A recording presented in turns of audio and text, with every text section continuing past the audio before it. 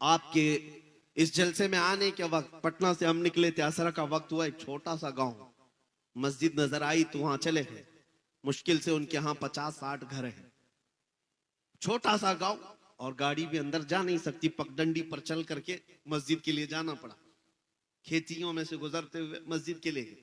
मैं क्यों बता रहा हूं, मस्जिद में गए, हम तो ये सोचते थे कौन इस गैर मारूफ इलाके में पहचानता है, लेकिन हर घर से लोग वहां पर आए और मुझसे मुसाफा करते हुए नारे लगाने लग गए। छोटा सा गांव था। मैंने पूछा पहचानते हो? कहा आप पहचानते नहीं, रोज सुनते हैं आपको। अब जो नारे लग रहे थे, मुझे इस बात का ये नहीं है कि मुझे लोग पहचानते हैं, छोटी सी बस्ती है, बनियान लुंगी पहने हुए लोग हैं, लेकिन वहां नारे जो लग रहे हैं मसलके आला हजरत और ताजुश शरिया।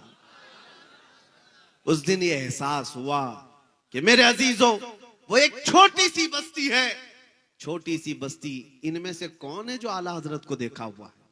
कोई नहीं है, कोई नहीं उनके जमाने का। और उस बस्ती में, उस छोटे से गांव में गया कौन है आला हजरत को सिखाने के लिए, आला हजरत की मोहब्बत डालने के लिए? उलमा कहां जाते हैं? बहुत कम। उस बस्ती में तो हमने देखा कि कोई है ही नहीं, छोटा सा गांव है। ये एक मिसाल दे रहा हूं, ऐसे 1000 गांव है, हर गांव से ये आवाज आती है, मसलक आला हजरत, इश्क मोहब्बत, इश्क मोहब्बत। ये आवाजें क्यों आती हैं? जानते हो, यही मेरा जुमला याद रख लो, उनकी बात करो, हर दिल पे राज करो। आला हजरत अपने घर का कसीदा नहीं पढ़ते थे, अपने बाप दादाओं की तारीफ नहीं करते, जिंदगी में जब कलम उठाया है, मेरे मुस्तफा की शान बयान की है। करो मदह अहले दुवल रजा, पड़े इस बला में मेरी बला, मैं गदा हूं अपने करीम का, मेरा दीन पारे ना नहीं। उस आला हजरत ने जब कलम उठाया था, बारगाह मुस्तफा में यूं कहा था, सरवर कहूं कि मालिक व मौला कहूं तुझे, बागे खलील का गुले ज़ैबा कहूं तुझे, तेरे तो वस ऐबे तनाही से हैं बरी, हैरा हूं मेरे शाह मैं, क्या क्या कहूं तुझे। अहमद रजा ने जब हुजूर पाक की शान में इतनी बातें अर्ज की, तो हकीकत बात यह है, अल्लाह करीम फिर तारीफ करने वालों के न नाम को मरने देता है, न कलाम को मरने देता है। आज उनका नाम भी जिंदा है और कलाम भी जिंदा है। 100 साल हो गए, मजमू में आज भी आला हजरत को पढ़ा जाता है कि नहीं पढ़ा जाता? और मैं समझता हूं आला हजरत की नातें, जुमले अगरचे उर्दू के सख्त हैं, आसान उर्दू में पढ़ी जाने वाली नज़में एक जगह, सख्त उर्दू में पढ़ी जाने वाली आला हजरत की नातें पढ़ो, दिल झूम जाता। अवाम भी अवाम है, ये भी आला हजरत की नातों में वजद करती है। क्यों? इसलिए कि इश्क में बोली हुई बात है।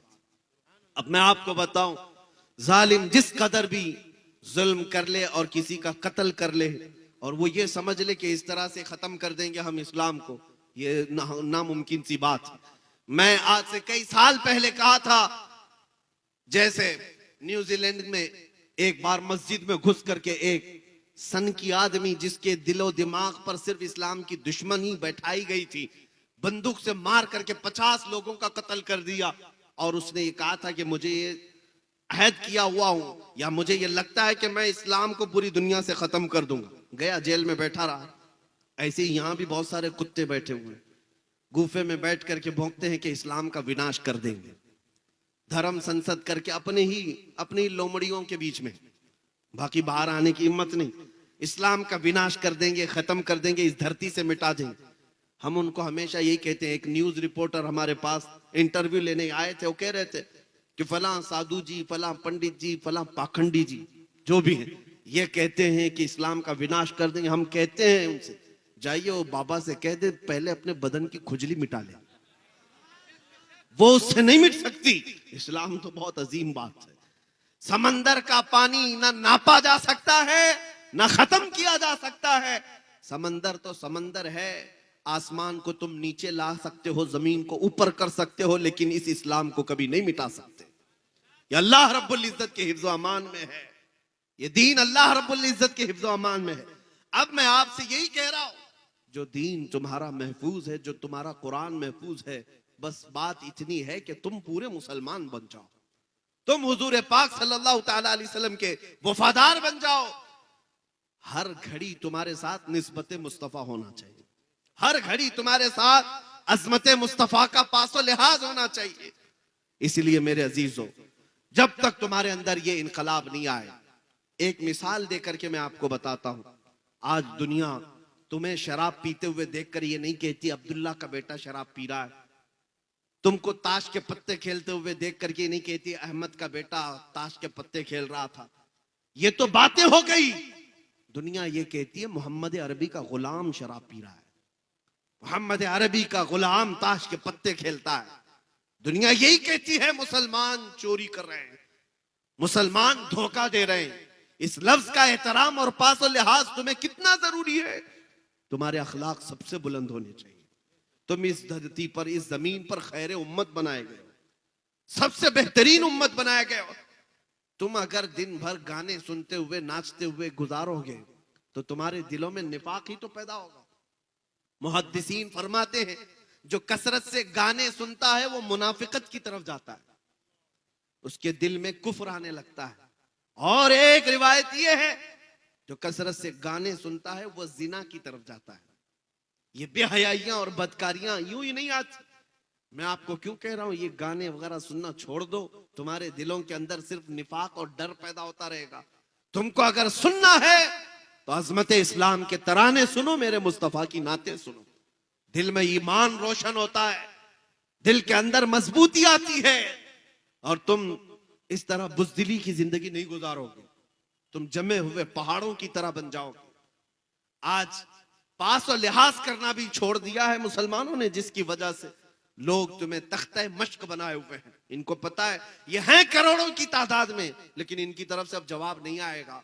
इसीलिए देखो जिसको चाहे जंगल राज में शूट करके मार दिया जाता है। क्यों ऐसे हालात पैदा हो गए, क्यों इतनी हिम्मतें बढ़ गई? उसकी वजह यही है कि गुलाम मुस्तफा की बात तो ये थी कि इनको छेड़ना तो दूर की बात, इनके किसी बच्चे को भी कोई हाथ नहीं लगाता था।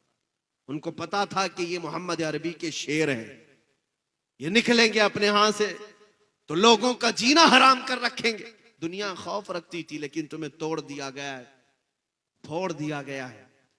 चाहे जितने भी हालात बुरे हों, लेकिन मैं एक बात आपके सामने फिर से कह रहा हूं, तुम्हारे साथ सब कुछ हो गया हो, जुल्म हो गया हो, सब कुछ खो गया हो, सब कुछ छिन गया हो, लेकिन सीने में मोहब्बत मुस्तफा का सौदा कभी मत करना। ये एक दौलत अपने साथ रखो। अपने बच्चों को भी इतना पिलाओ, इतना पिलाओ कि बच्चों से, औरतों से भी मैं कहूंगा, माओ से भी, कि बच्चों को दूध पिलाओ तो ये कह करके नहीं कि बेटा तू बड़ा होगा मुझे ये कमा कर देगा, वो कमा कर देगा। माए बचपन में बच्चों को ये तरबियत दे कि बेटा मैंने तुझे अजमत मुस्तफा के लिए पाला है, और फिर देखना कि वो तुम्हारी भी कितनी अजमत का एहतराम करता है। जिसको तुमने अल्लाह उसके रसूल की मोहब्बत में पाला वो तुम्हारी अजमत और एहतराम का भी पासो लिहाज रखता है।